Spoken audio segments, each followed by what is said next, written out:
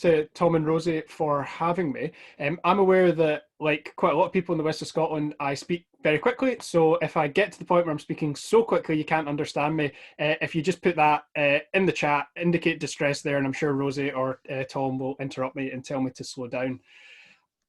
Education, talking about education at the moment and the opportunities as well as the massive threats, we could talk for hours and only really scratch the surface of any one particular area.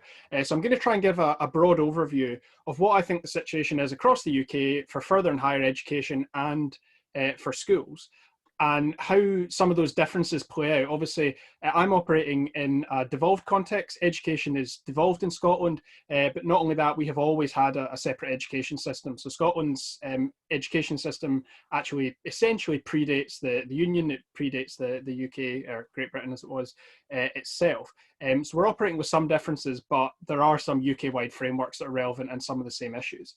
It's fair to say that the crisis that we're in at the moment as a result of the pandemic is going to force a huge amount of change in a really short space of time, and that could go hard in either direction. Either those who want to further drive the marketisation of education that Tom talked about, the commodification, are going to be able to further dismantle what we have left, or this will actually be an opportunity to drive some of the progressive changes that we want to see, because we have simply made them the only viable solution to the challenges that we currently face. Because the challenges in education as a result of this crisis are immediate, but they are long-term. They will not be done by the time the new school, university and college terms start in August and September and October in some cases. So I'll start off by talking about the issue that defines the phrase free education. When people in the UK talk about free education, you immediately think of university tuition fees. And as Tom said, that is a different situation in Scotland and the rest of the UK. Scottish university students and EU students in Scotland do not have to pay tuition fees. If you are a student from the rest of the UK studying in Scotland, you do need to pay tuition fees, and international students here need to pay fees as well. But I think that we are about to see, or certainly hope that we are about to see, a debate over the viability of tuition fees that we've simply not seen since the introduction by the coalition government back in 2010 through into 11. Because we're in a situation at the moment where the current framework of education based around financial viability based on these fees simply is not viable anymore. And I think it's fair to say that certainly for the next few months, and it may change after that, I'm not expecting the position of the current UK government to change. So I think the challenge here is with individual institutions, challenging individual universities on the fees that they charge, because there is an opportunity for change here. That opportunity that we have for change is going to be met by a potentially equal and opposite reaction from the other side, who are wanting to go further, as I said. But there are going to be legitimate concerns about viability, financial viability, that we need to talk about and that we need to engage with, without obviously accepting the illegitimate conclusion of higher tuition fees or further expansion of tuition fees, or in our case here in Scotland, introducing something like them at all.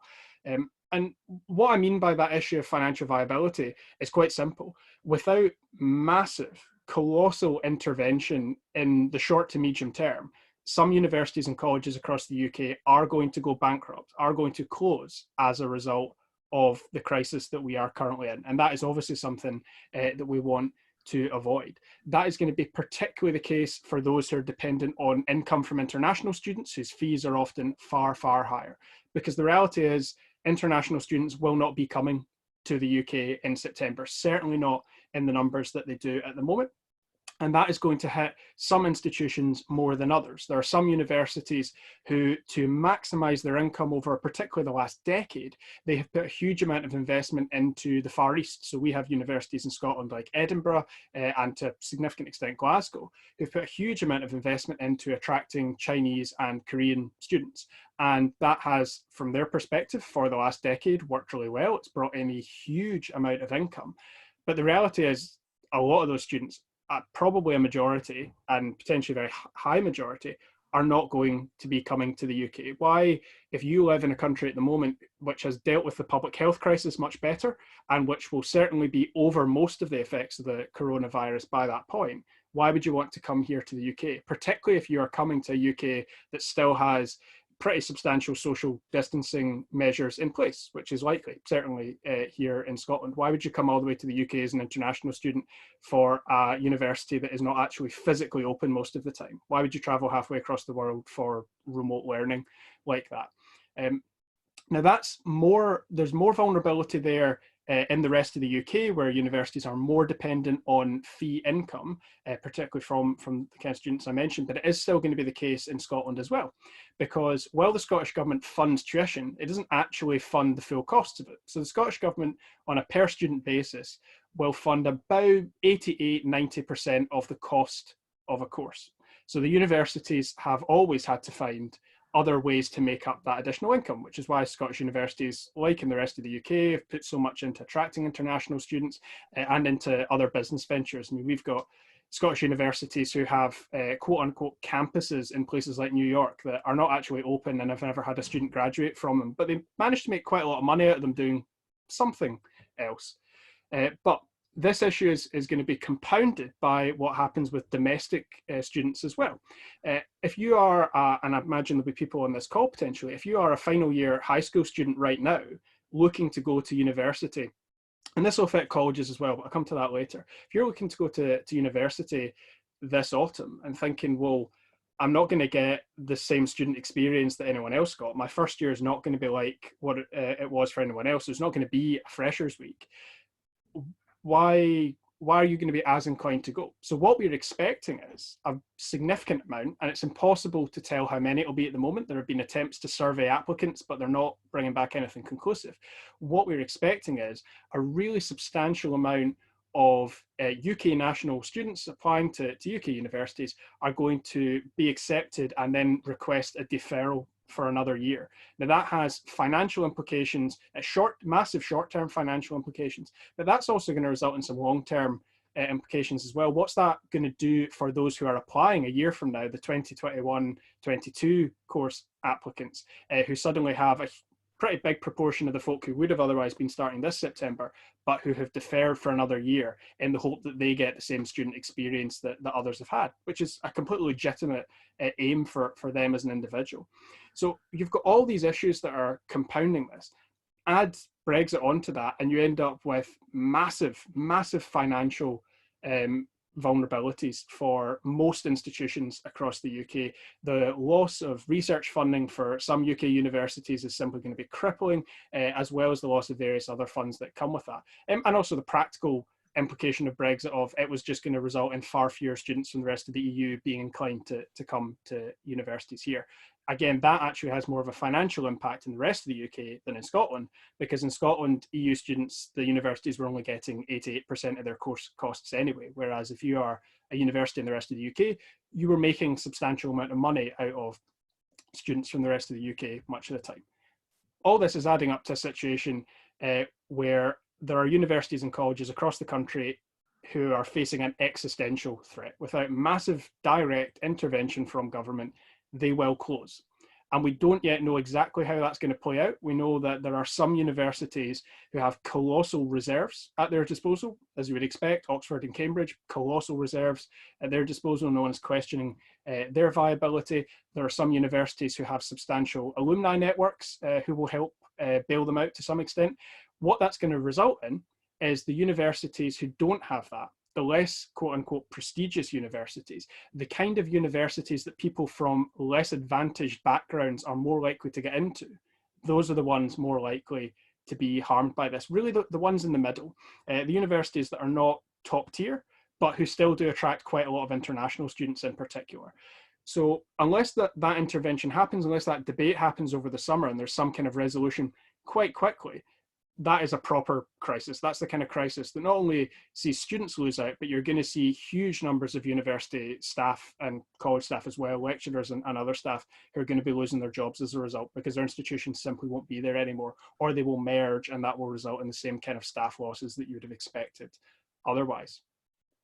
Worth mentioning at this point that the debate around tuition in Scotland doesn't centre around whether or not we should introduce tuition fees on the whole. Even the Conservatives in Scotland are moving towards a position where they will drop their tuition fee policy. They consider it a liability. They think they can compete to be the Scottish government at the next election, which is madness, but they're trying. And as part of their efforts to try, it looks like they're going to drop that policy. They're not going to drop it entirely, though. They will probably end up with a graduate tax type policy. And in fact, we saw that again today with a right-wing think tank in Scotland who published another report saying exactly the same thing they've said before, arguing for graduate tax, arguing for tuition fees via the back door. Our rebuttal to that is very simple. Graduates do already pay tax. Graduates pay income tax. Graduates pay other taxes just like everyone else. And if a graduate gets a higher paying job, they pay higher taxes as a result. That's how income tax works. If we want to raise more income, and we want to raise it specifically for our universities, then you can make income tax more progressive. The Greens managed to negotiate that in Scotland 3 years ago now. The SNP government don't have a majority here, so they depend on at least one other party to pass their budget with them. That's been the Greens for every one of the last 4 budgets, and I think it was 3 budgets ago now, we essentially, the 6 Green MSPs, rewrote the income tax system for Scotland. So we raised a substantial amount more money, while actually giving most people in Scotland a small tax cut. So lower earners got a tax cut and those at the top paid more, and we raised more money for public services as a result. That's the debate we should be pivoting onto it, and it would be a mistake for those of us who believe in free education to fight the education debate on the terms set out by the other side who want to talk about further tuition fees, increasing tuition fees, etc. We should reject that premise, we should reject that framing of the debate, and if they want to talk about raising more money for the sector, which is legitimate, then we should say, well, yeah, we can do a lot with income tax. We could also do with a wealth tax. We could also do with reforming corporation tax. It's never been more profitable to be a supermarket in the UK. It's never been more profitable to be a direct delivery company like Amazon. Why don't we reform our taxation system? And that's a debate that suits those of us on the progressive wing. That is a side of this debate where clearly the majority of people in the UK would support us. We've seen consistent polling around that. That's the debate that we should be seeking to have when they attempt that. Because fundamentally, we should be rejecting the idea that education is about individual consumers and products. Education is a societal good. It is good for every one of us that some people go to university and get a degree. I do not have a degree. I benefit from living in a society where lots of people do have degrees for all sorts of reasons. Exactly the kind of stuff that I'm sure people on this call are very used to hearing, these kind of arguments. We're all at that end of politics. But moving beyond that, I think that there is an issue of tuition fees and then graduate tax, that kind of issue, defining the debate around free education. It doesn't tell the whole story, which is why it's really important, especially right now, that we address some really urgent issues around what free education actually means, because it's not just the cost of the course. Student cost of living, the lack of student support, these are what make education very, very far from free, even in countries that nominally have it for free because they don't have tuition fees. If you cannot afford to get yourself to the college or university, if you cannot afford to pay your rent, if you can't afford the bus or the train, you can't afford the textbooks and other supplies, then it doesn't matter whether there's a fee for the course or not, your education isn't free. And we see that. We see that in the access rates for those who are coming from working class backgrounds into education. So addressing these issues around the cost of living for students, directly within the education portfolio, talking about what is student support, talking about bursaries, loans, student debt, etc., but also the wider issues that affect most people in society, but disproportionately affect students. That's why the Scottish Greens believe in free public transport for all. But in the last round of budget negotiations, we negotiated with the Scottish Government to make bus travel free for all young people aged 18 or under, which I think is already the case in London. Now, we did that because that was going to massively benefit children and their families. Critically, that was going to really help a lot of families in Scotland out, but also because that was us getting our foot in the door for, in future years, raising the age at which it's free, making sure that we've covered most people who are going to be in further and higher education and eventually moving on to free public transport for all. That's also why we attempted to bring in rent controls in Scotland, why we attempted to bring in a hardship fund for tenants. If you follow Scottish politics, you might have noticed that the SNP and the Conservatives formed what they would describe, well, they wouldn't describe it even as a temporary alliance. It was an alliance and it's not temporary. They do this on a regular basis. But the Greens brought forward what we thought were actually incredibly mild proposals last week around protecting tenants. Bearing in mind the Scottish Government have already got a landlord hardship fund, but no tenant hardship fund. And they voted down every single proposal that we brought forward. we didn't even bring forward what we wanted to. We didn't even bring forward proposals to actually just start writing off debt, etc. We were just talking about a rent freeze, and they couldn't even countenance that. So that's a point I often make to audiences in the rest of the UK, is that the SNP are not nearly as progressive as they appear. It's very easy for them to appear progressive at Westminster when they are a medium-sized opposition party where they don't have any practical influence. They are the government in Scotland, and they are not a particularly progressive government. They are managerial centrists at best, and that's what we're up against. They use the fact that tuition is free in Scotland to present their education policies as progressive overall. But as I'll come to later on, that's really actually quite far from the case. And the SNP have done some really destructive stuff, particularly to our colleges in Scotland. But there's some really practical stuff that could be addressed actually very quickly and within education. So this wider stuff, free public transport, rent controls, etc. Those are big policy issues. We have a bit of an opportunity in Scotland because we hold the balance of power in our parliament, and this kind of stuff's devolved. This is not the kind of stuff that I expect to see much progress on from the UK parliament and government anytime soon. So it's about identifying where those other areas are that you can make progress. And one that I would highlight, because I presume that this applies in most English universities, it certainly does in Scotland, is the NUS in Scotland have been running a really effective campaign for the last few years to scrap things like graduation fees from our universities. Just this pointless extra way for a university to charge you money right at the end, squeeze a little bit more out of you. Started at Strathclyde University. Their Students' Association ran a really good campaign to pressure the university to scrap graduation fees, and they did. So a lot of the folk from Strathclyde ended up being NUS officers very quickly after that, and they rolled that out nationally, and we've had a few universities in Scotland follow up, and we expect that will continue to be the case over the next year or two. The aim obviously is to have every university in Scotland that has a graduation fee at the moment eliminate that. Really practical. It's small, it's obviously not massive and transformational, but all of these small costs add up, as plenty of folk on this call will know. This all adds up to increase that burden on you. I mean, I know folk who've managed to make it through a university degree, a 4-year degree in Scotland, but the cost of graduating is something that's actually impossible for them. All those extra costs that get put on for the gown, all the costs around the event, the fee, etc. They're locked out of their own graduation. After having made it through 4 years of education, they're essentially locked out of the graduation because they can't afford it. These are the kind of things that you can really practically campaign on at an individual institutional level and actually get change as a result of it. These are campaigns that can be won. Very briefly, because I mentioned rent, I'll talk about one issue that we won on last week. So last week, the reason I'm bringing up last week and votes we held in the Scottish Parliament is because we passed our second emergency coronavirus bill. And between the first bill and the second bill, there were some green successes in there that we were really quite pleased with. In the first coronavirus bill, I brought forward an amendment that would give students who are in designated student accommodation the same right to end their tenancy as any other tenant would have. I'm not entirely sure what the case is in England, but in Scotland, if you're in a normal tenancy, you can terminate your lease with 28 days notice. That doesn't apply if you're in student accommodation. They are exempted from the rights that normal tenants have. So I put in an amendment that would simply give them the same right as any other tenant, because universities across the country were closing. Students didn't need to be there. They were going home. It was wildly unfair for them to have to continue paying for accommodation that they weren't actually in. The Scottish Government, the SNP and the Tories voted that down at that point. I had to listen to a government minister tell me that we were potentially going to violate landlords' rights under the ECHR, which was a wild argument. But to be fair to him, in that one instance, he came back to me a month later for the second bill, and they had worked out with their lawyers, and we got that in the second bill. So students in Scotland now actually can terminate an existing lease with 7 days notice. We got something better than what we would have got in the first one. No help to the people who've had to pay in the intervening month, but we made some progress on that. That's the kind of thing, if you cannot achieve change in the law on that, and again, not expecting the UK Parliament to do that, even before we had won that in law in Scotland, we had persuaded every university to give their students that right with the universities directly provided accommodation.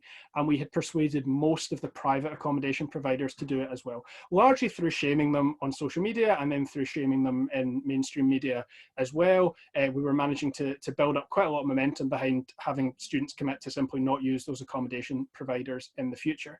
We pushed it into the law because, as you'd expect, there are always private accommodation providers who will just ignore any bad press, and we'll continue doing it. But it is an opportunity. If that's still the case, and that's going to be the case, because I'm aware there will be some students, very small number, who continue leases throughout the summer, some international students, some PhD students, etc.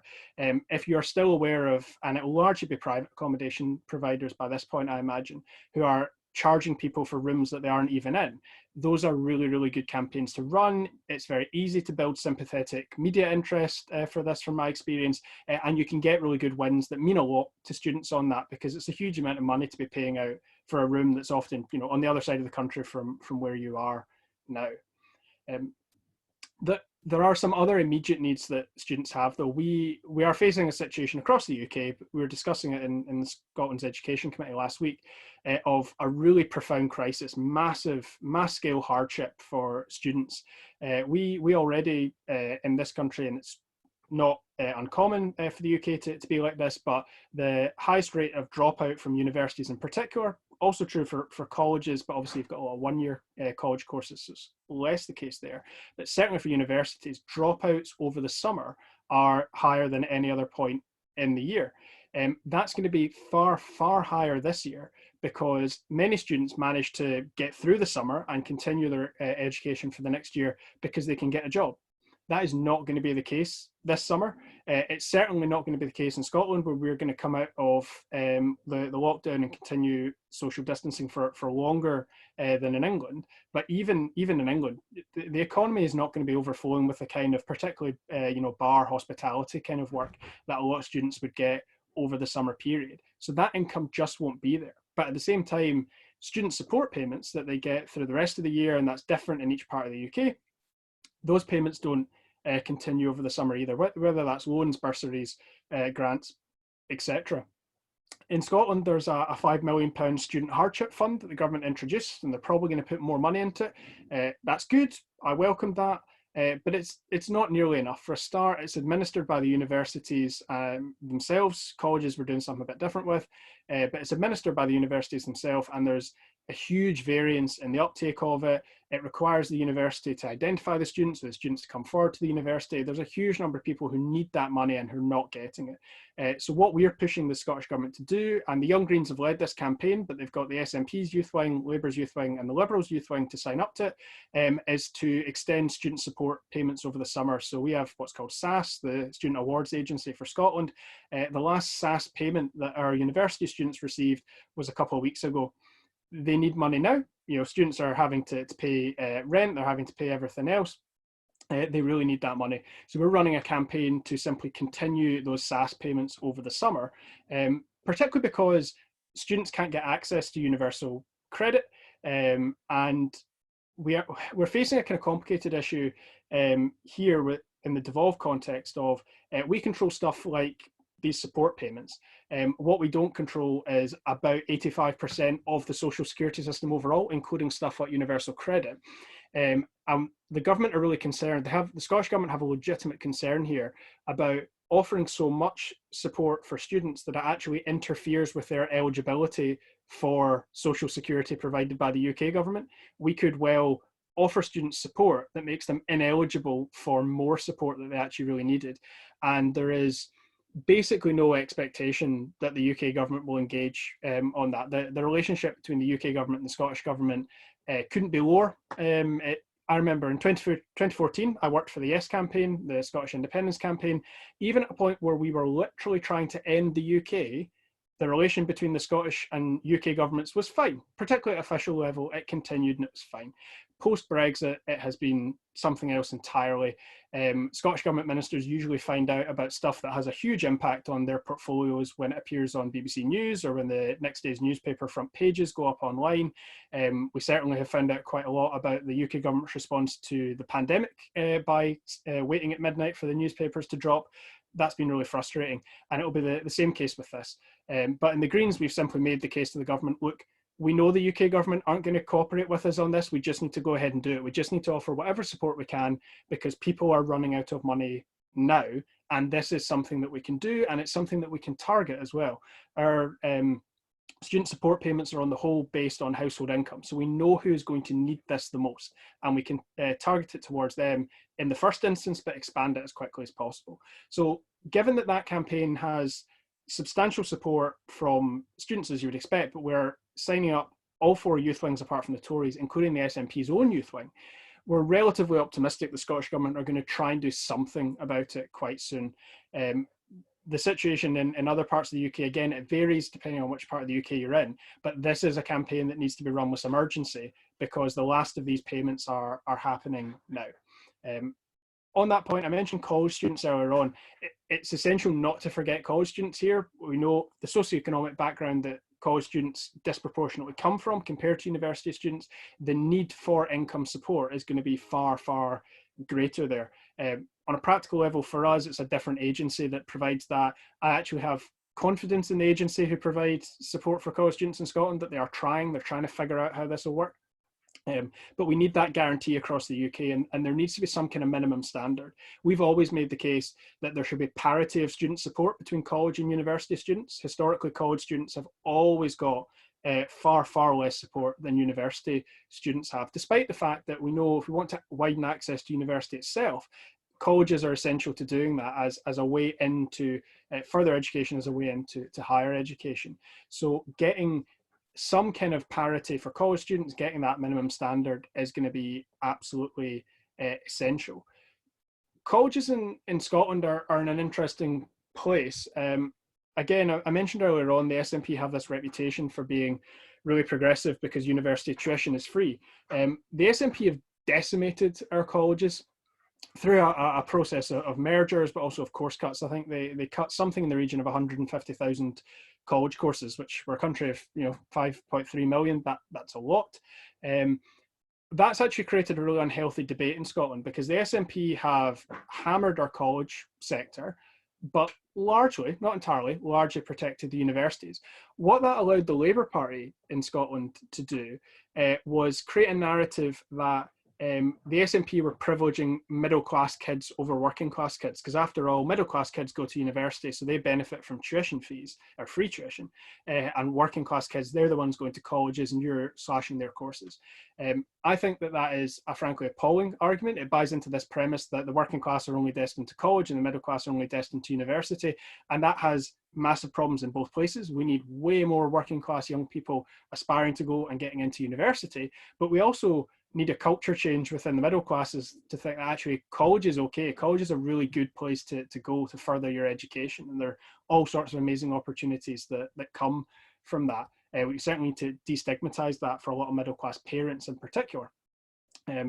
So for us, the longer term campaign around colleges in Scotland is about bringing back the courses overall, but bringing back the kind of short courses that were cut, bringing back a lot of those kind of easy entries into education, or easy re-entries into education. We had a lot of night courses, a lot of courses that were just a couple of weeks long, that folk who were re-entering education after 10, 20, 30 years could access with some confidence. Those were the first courses to be cut.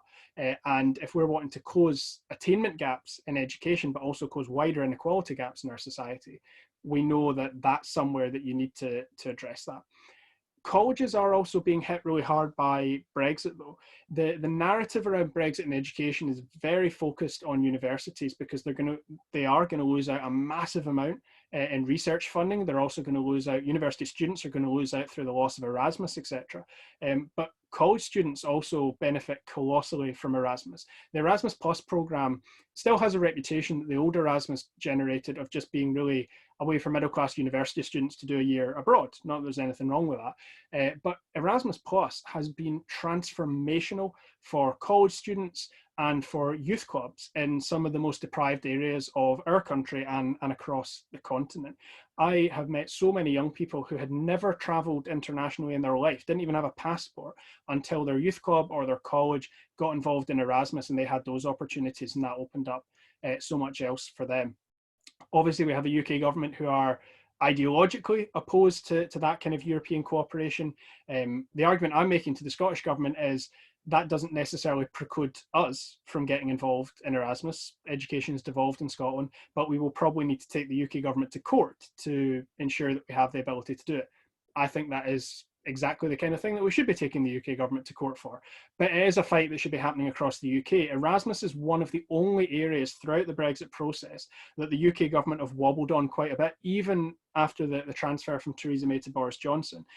They are clearly reluctant to address a lot of the issues around Erasmus. They know it's very popular in a lot of their own constituencies, with a lot of their own constituents and their constituents' children. So it is something worth pushing on. It is something worth lobbying Conservative MPs in particular on, because I actually think there is an outside chance, but that they could concede on this one, because countries outside the EU can participate in Erasmus. Even, you know, Brazil, Israel, countries across the world participate in Erasmus. The UK can do that after we have fully left, after the end of the transition period. So that is a fight that is absolutely worth having. And it is a fight that should be framed around those who benefit the most. And that is your youth clubs in the most deprived areas of this country, your college students who would never otherwise get the opportunity to do that. Yes, it's fantastic for university students, but if we really want to win this debate, if we want to build public momentum behind it, there is a public perception of privileged university students who don't need anything else. That might be wrong, but if we want to win, it is the right thing to do is to focus on how much it benefits college students and how much it benefits those from youth clubs as well. I'm aware at this point that I've been speaking for quite a while, so I'm just going to very briefly round off by touching on schools, not to the length that I usually would. The one thing I'm going to say about schools is there's a massive attainment gap in the UK. There certainly is in Scotland, between those who come from our most and our least privileged communities. The mistake being made by the Scottish government is to commit to closing that attainment gap, but only through measures in education. The attainment gap in education doesn't exist because of things that happen in education. They can often make it worse, but children arrive at school from a chaotic household due to issues of poverty, of addiction, etc., etc. Children arrive at school with these challenges, and we then expect teachers to be social workers and miracle workers and to fix it all, and that's wildly unfair. If we are to really tackle issues around the attainment gap in our schools, the attainment gap between our young people, then it is these wider transformational policies for society that we need to see, like free public transport. That's why the Greens negotiated for free bus travel for young people. We knew it was going to make a big difference for families. Campaigns, social security campaigns like topping up child benefit by £5, these are genuinely transformational. There are things we can do in schools though. One thing that EIS, the main teachers union here, have been very good at is their campaign around poverty-proofing schools. So all of the little things that you wouldn't otherwise think about when our campaigns focus on the big ticket issues, big policy changes, they've very effectively pointed out actually a lot of the barriers that come up within schools and that make this worse are things like school non-uniform days where you need to bring in £1 for charity, school trips where there's a cost, charging students for course materials, whether it's, you know, the kind of ingredients you need for home economics or the materials that you need for art or for woodwork or whatever it might be.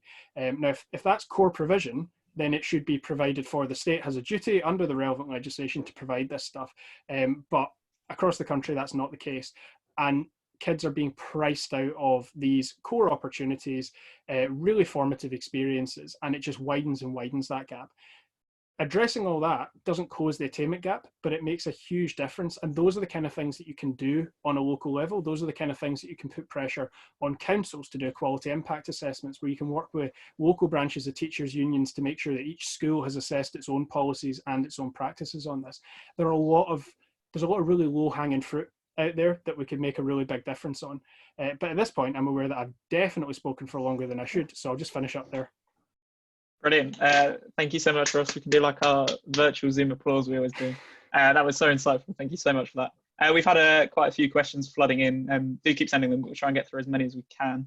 The first one is from Rachel, who says, if many universities across the UK close, how can we ensure that the fewer places that are left don't go only to the privileged and privately educated?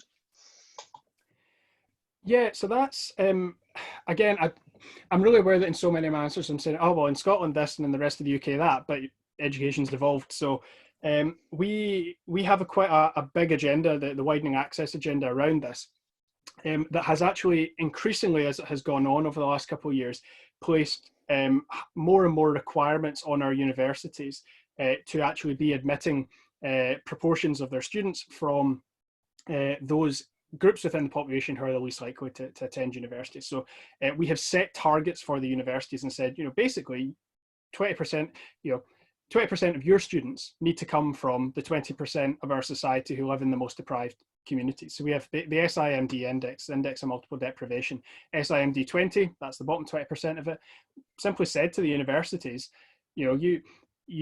this is obviously easier when they're dependent on funding from government because they don't get individual tuition fees. Simply, said to them, if you want to continue receiving this funding is contingent on you widening access to your institution. That is the easiest way to do it. You simply set a requirement for the universities to do this. That is well within government power. They might be independent institutions, but you can still do stuff like that. There's all sorts of wider ways you can address this as well.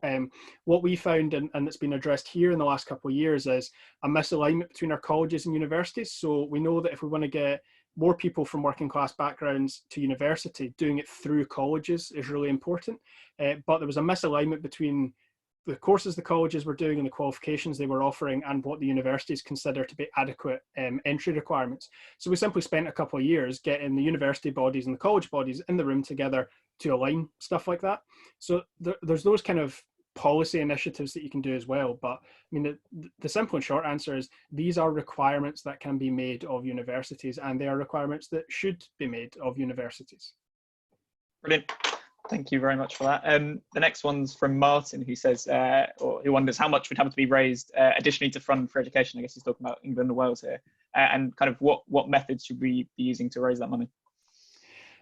So I don't know the number. That is not an area that I operate in. I mean, it will be a substantial amount, but we can't forget, and this is something that happens in the UK all the time on all sorts of policy issues. It was not that long ago that this was the done thing. It was not that long ago where across the UK, a huge amount more was funded by the state than is currently funded in education across all areas. So it's something that we can do. And again, I go back to some of the points that I made earlier on. The most profitable week in the history of UK supermarkets was the week before the lockdown began. I imagine they've probably actually had more profitable ones since, but that was the last time I checked. Supermarkets are not effectively taxed. They make massive amounts of profit. We still, profits are still massively offshored in the UK. The UK itself might be a tax haven, but there are more lucrative tax havens for a lot of these companies to base themselves. Corporations like Amazon, who are making vast, eye-watering, vast profits in the UK right now, could be effectively taxed for it. But even those who are at the higher end of the income scale, I presume it's roughly the same across the UK. In Scotland, if you earn more than about 45 grand, you are in the top 10% of earners. Now, we have this narrative, the media narrative is that middle earners, the Daily Mail's middle earners, are people that earn like 40, 50, 60 grand. You're not a middle earner. If you earn that amount, you are at the top and you should be paying more tax. I, as an MSP, am in that category. I should be paying more tax. And I did manage to raise my own tax liabilities a little bit a couple of years ago. Not nearly enough. The SNP did not want the Greens' actual tax proposals. We had to compromise with them. But there is a vast, vast amount of wealth in the UK that is simply not collected and redistributed fairly. So income tax, corporation tax on profits, but also direct wealth taxes as well, proper inheritance tax. There's an argument right now for a pretty substantial one-off wealth tax to pay for the recovery that we're about to go through. And I think you would find really substantial public support around something like that. Even in America, where you've still dealing with the issue, the legacy of McCarthyism and the Red Scare, etc. Even there, a majority of Republicans were supportive of specifically the wealth taxes that Bernie Sanders and Elizabeth Warren were proposing. There is huge levels of public support, even in countries where they are not, the balance of forces does not generally suit the left. On stuff like this, there's absolutely the support there. It's simply about the will to do it. So we should never buy into the argument that, for example, raising money in this area means cutting it somewhere else. Like the argument that the Scottish Labour Party made was, oh, you're putting all this money into universities, that means it's coming out of colleges and it's harming the working class. No, we can pay for both universities and colleges because not that long ago we were. And the UK is a richer country than it was 20, 30, 40 years ago. Of course we can still afford this. The richest people in our society have simply got far richer in the intervening period. Brilliant. Thank you so much. Another kind of question about kind of, I guess, a different type of post-secondary education, apprenticeships, and a lot of apprenticeships are looking quite vulnerable right now with companies cutting them because of the financial effects of coronavirus. So what do you think the future of apprenticeships should look like? We certainly need to expand them. I mean, that's the kind of obvious, easy thing to say is there should be far more apprenticeships than there are at the moment. The apprenticeships that I want to see are not necessarily like the ones that we have at the moment, though. The minimum wage for an apprentice is appallingly low, just absolutely appallingly low, because it's argued that it's not really a job somehow. It's kind of quasi-job, quasi-education. Therefore, you can pay them even less than the minimum wage that you would be paying young people, which is already appallingly low. So having the minimum wage for apprenticeships should be the same as the minimum wage for everyone else, and it should be a living wage. That is obvious. How we expand apprenticeships and protect them. There's a couple of different ways that you can do this. So the introduction of the apprenticeship levy, broadly in principle, it's a good thing, where it's simply a small additional tax on larger businesses, larger corporations, to fund the creation of apprenticeships. One other really effective way that you can do this, though, is about setting conditions on the kind of support that businesses receive. So most businesses in one way or another receive support from government, from UK government, and in our case from the Scottish government as well. So one of the things that we've been pushing the Scottish government on is to put far more conditions on their granting of public money, of public business support. So they offer something called account management services to businesses. So even Raytheon, Saudi Arabia's arms dealer, they have someone in the Scottish government who basically works full-time as a marketing and account management person for Raytheon. That provides absolutely fuck all benefit to the Scottish economy, but they get it anyway, and that's public money being spent on it. So obviously we want conditions that say, you can't spend this money ever on an arms dealer, etc.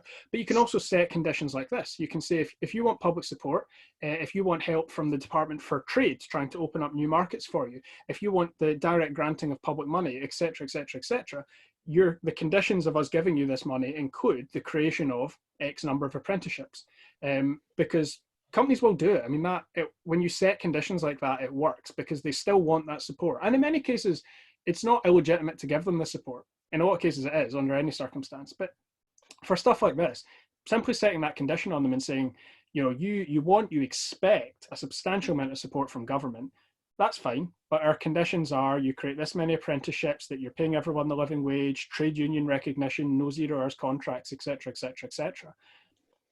That should be obvious. The Tories are never going to do it. Even, I've got an SNP government in Scotland that refused to do it as well. Brilliant. Thank you so much. That's a really interesting answer. We got a question from Georgia, which is, what role should contextual offers play in leveling the playing field for university entrances? And how much do you think they help, especially considering that like the very so-called top universities like Oxbridge do not offer them for the fear of lowering standards? Yeah, the fear of lowering standards argument is a well-rehearsed one in Scotland, where we have now rolled out contextualised admissions, or we're still in the process of finalising it, but we've pretty much done it all. We have rolled this out. It has not lowered the standards. So Scotland still has, per head of population, the best universities in the world, because of our 4 ancient universities and the high standards of others like Strathclyde. Compared to our population, we have the highest population share of the world's top 100 universities. We have contextualized admissions, and it has not dramatically lowered standards, because what you're actually doing there is addressing, identifying, and accepting the fact that for a young person from a more challenging background to have received 2 A's and 2 B's is more often than not more of an achievement for a young person from a stable middle class background to have got 4 straight A's. And if you contextualize the admissions like that, what you're actually finding is universities are admitting young people from far more challenging backgrounds who are incredibly able and are a massive asset to the institution, but who would never have got in if they had gone through an admission process that didn't recognize the massive challenges that they had already had to face in their life. So the short answer for that one is we're doing it already, and it's working, and our university standards are still incredibly high. Fabulous, thank you. The next question is, how do you think we should deal with the problems of universities over-offering, which has become quite obvious recently, so giving too many offers compared to the number of places that actually have space for. For example, Bristol University has had to have some people, some students living in Wales this year because they've just not got capacity to take them. I'm not sure how much of an issue that's going to be this time around because of all the stuff that I mentioned at the start. I mean, obviously, if you are a university that has substantial amounts of international students normally, you should be expecting already, and they are planning already to have far fewer of them this year. You combine that with the issue of, as I said before, a lot of folk who are going to be in the position where they can defer. For some folk, it's not immediately obvious what they would do in the intervening year, so that's not going to be as easy an option. But between deferrals and the loss of international students, I would expect a substantial reduction that will, on the whole, address that, but it might only address it for 1 year, especially with the deferrals actually compounding the problem for the following year. I mean, there are easy legislative fixes to that. Again, it's about putting requirements on them simply to restrict universities from doing that in the first place.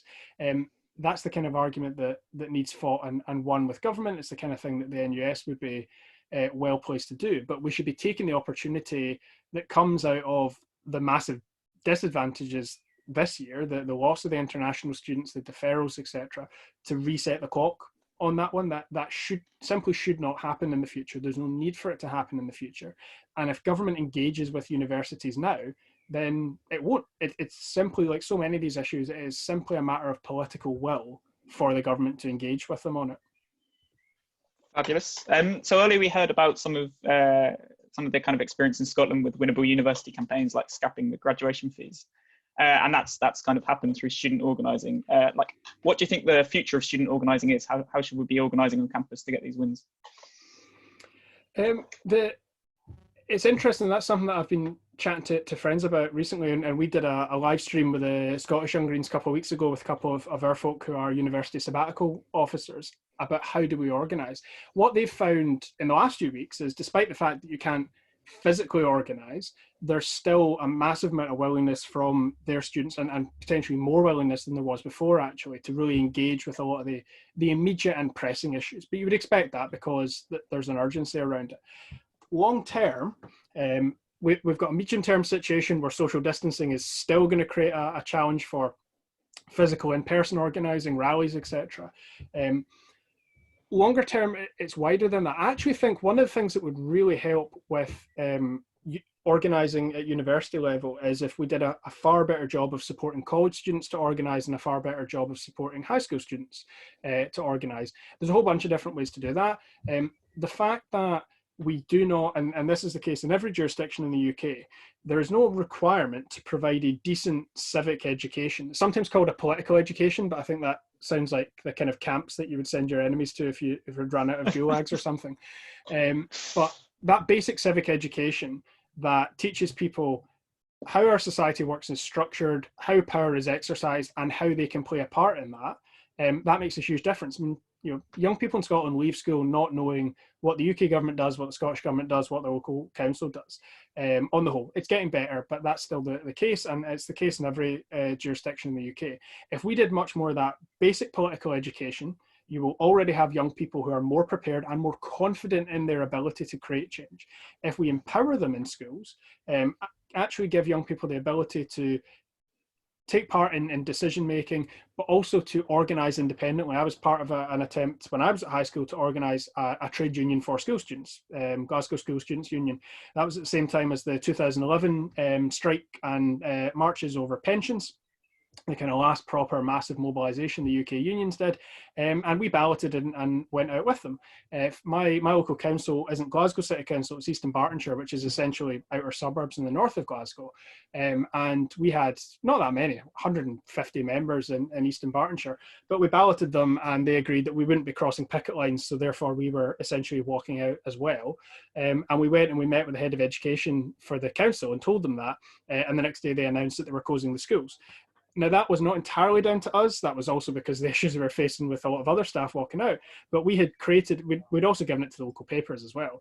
We created a situation where they were going to have to deal with not just staff leaving, but the massive, what they consider to be a PR embarrassment of young people leaving as well. And they were afraid of the power that we had. it was really interesting. They, I'm getting slightly sidetracked here, but it's a good story, so I'm just going to go with it. They wouldn't allow us as the students' trade union to meet in the school. So the teachers' union had already, they'd long ago won their right to have meetings in classrooms at break times and things. They wouldn't allow us to do it until I pointed out that the Catholic school on the road from us had an anti-abortion students campaign group that were allowed to meet. And given that both schools were operated by the council, it was clearly an equality issue and clearly a violation of various bits of legislation if they wouldn't allow us to meet, but they would allow them. That was a really great experience for us, and it was a formative experience for me, and it led me to believe that I could go and create change in other ways. So if we do far more to support young people while they're at high school, I think it has that knock-on effect for university, but also for colleges as well. I mean, there's no question that on the whole, organising students at college is far more difficult than at university. College students' unions are far weaker. There are all sorts of ways you can support them. I think mobilising high school students helps as well. But college students' associations need a lot more funding, and they need a lot more support, and they could do with a lot more support from university students' associations as well. Because if we want to create that pipeline of activism, then you have to address it at every single level.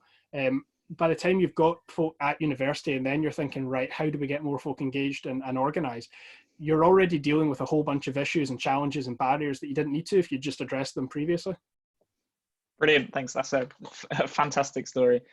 Sadly, we're like rapidly running over time. We've only got 2 minutes, so we're gonna have to miss out some of the questions. But I think there's one like quite good, quick last one, which is if you had the votes through some sort of like Dominic Cummings styles manipulation, some sort of like secret about every MSP or something, which one education policy would you pass? See, I want to give a kind of cop-out answer of what I said before. You know, the most transformational stuff in education is not the stuff that takes place in it, it's the stuff that takes place out with, and that's true. That's not a fair answer to the question, though. I would want to scrap almost every form of examination and assessment that we currently have in our education system. So in Scotland, we have a system of standardised testing that starts, it's primary 1, 4, 7, and then into secondary school as well. So primary 1 children can be as young as 4.5, and they're getting a standardised test. Doesn't work, provides no educational value, stresses them out, isn't good for the teacher either. I've been to Finland, I've been in schools in Finland, spoke to staff and students. There are almost no exams or assessments or tests in schools in Finland up until the age of 16, and they have the best education outcomes in Europe and often the best in the world. So if there's one thing I could do, it would definitely be scrapping most of the examination and testing system. Interesting sub point from that is that we did actually manage to create a majority to scrap the tests at primary 1. So the Tories actually advocated for these tests in their manifesto, and then they became really unpopular. So the Tories changed their position on it and maintained that they had never supported it for primary 1, despite the fact it was like there explicitly word for word in the manifesto. But it didn't matter because with the Tories, ourselves, Labour and the Lib Dems, we have a majority in the Parliament. We can defeat the SNP. And we did on this. We defeated them. Parliament passed a motion saying that the primary 1 testing should stop. And the government has not stopped it. And this is the challenge of passing a motion in Parliament compared to passing law. If the government aren't introducing bills that we can amend, then motions of Parliament are only enforced sometimes. So I think it would have to be a whole new level of Cummings-style trickery and manipulation, because even if I had managed to manufacture a majority in Parliament to scrap all exams, apparently it wouldn't actually change it. Brilliant. Well, thank you so much for that. Thank you so much for answering our questions and so much for the talk as well. I think we'll do like another round of Zoom applause, however that works. Before handing you over to Rosie to tell us about the next things we've got coming up. Yeah, thank you so much, Ross. That was brilliant. Like I always end up showing like masses of scribbly notes, but lots for us to think about in general. Like I'm really excited to like for us to start thinking, especially of the role of the Young Greens can play in like the student movement as it currently is here in England and Wales. So like lots for us to think about, not just in terms of policy, but also organising strategies. We've got so many people here on this call who are our school students who have come through the school strikes and brought so much new energy and organising into our movement. So we're really excited excited to build on that, and there's like lots to come hopefully on it. So thank you so much for joining us. As I said at the very beginning of this call, for those of you at the start, we also have like kind of continuing on the theme of education, the president of the NUS, the National Union of Students, joining us next Tuesday. So I think Tom is going to click magically, oh, loads of links have appeared. So there you have a link to Zamzam Ibrahim's talk on Tuesday about transforming education and building a kind of national education service. But also tomorrow we have Jenny Jones joining us to speak on coronavirus, policing and civil liberties. So please do stick around. I mean, you're not doing anything else this week, right, guys? It's just stay with us, because I mean, I don't have any other friends. You are them. Please join us, and we'll pack out your diary from now until end of lockdown, I promise you. Yeah, there you go, excited. So the next thing that we do on some of these calls, if you'll be aware of, is a click to tweet. So this is the part where, if you please would follow that final link that we stuck in the chat, this will prepare a pre-filled tweet which says, God, Ross Greer was bloody amazing. He's the best. I can't believe how brilliant this talk was. Please join the Young Greens for the next one coming up tomorrow. So sort of similarly put in smaller number of characters. So that would be great if you could follow that, and please share and let people know about these talks. Invite people. If you get invited to a Facebook event, I've currently been limited by Facebook to only 50 invitations a week now from mass invites. So please do invite people to the Facebook events, share these events, try and get more people along, because it'd be brilliant to see you all. And the final thing is that, yes, if you do have just a couple of pounds to donate to support our work, please do follow the link as well. To support this, because it'd be wicked to just keep growing and growing and building this movement. But yeah, other than that, thank you all for joining us. Thank you so much, Ross, as well. Final round of applause or whatever it is, I don't know.